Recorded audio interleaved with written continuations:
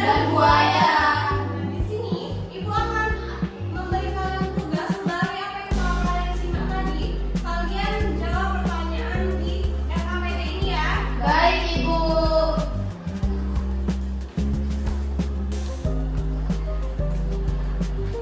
Anak-anak, Ibu sudah membagikan LKPD ya tadi, lembar kerja. Dan di sana ada pertanyaan-pertanyaan kan. Di sana kalian harus menjawab. Nah, di sini Ibu akan menampilkan lagi videonya. Simak sambil menjawab LKPD yang telah Ibu bagikan tadi ya. Baik, Ibu. Simak ya. Baik, Bu. Yang pertama itu apa ide pokok dari teks prosedur yang telah Ibu tampilkan ini ya? Baik, Bu.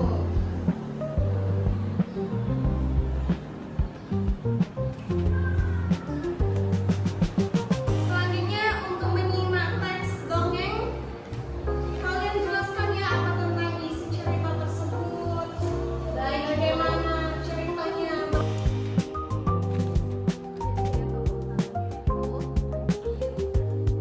Anak-anak, apakah sudah menjawab pertanyaan di lembar kerja itu tadi? Sudah, Ibu.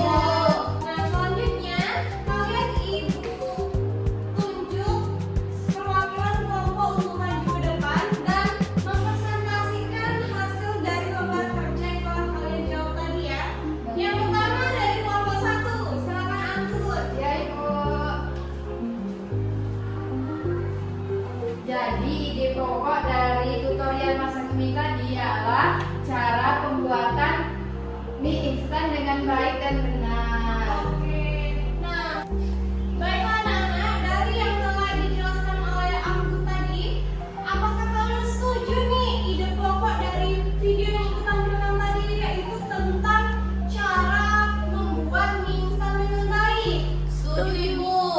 Saya setuju dengan Anggun, Bu, bahwa ide pokok dari video tadi itu adalah membuat mie, cara membuat mie dengan baik. Oke, setuju ya? Benar ya?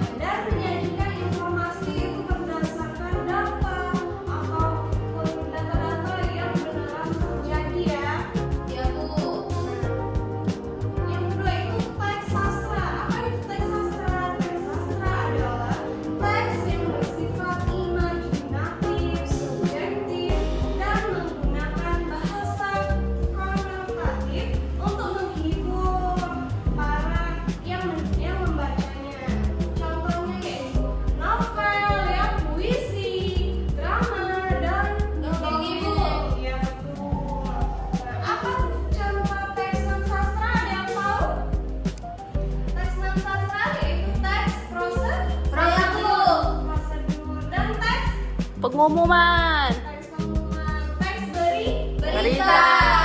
Oke, berita. Tepuk tangan dulu untuk kita semua.